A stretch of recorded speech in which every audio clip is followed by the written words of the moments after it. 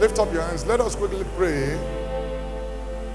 Especially the military. I see whether this is a plane or whether it's a fighter jet or something.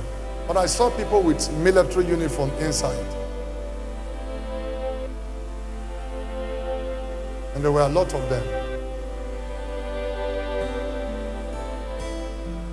I saw the thing just fell down.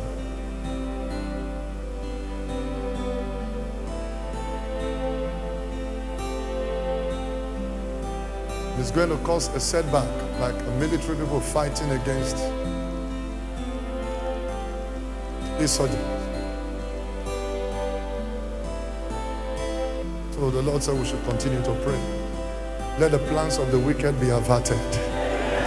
Hi, I'm Kayode Okikiolu. Here's your Channels TV news update for April the 1st, 2021. The Nigerian Air Force Alpha jet has gone missing while in an operation in the northeastern region of the country.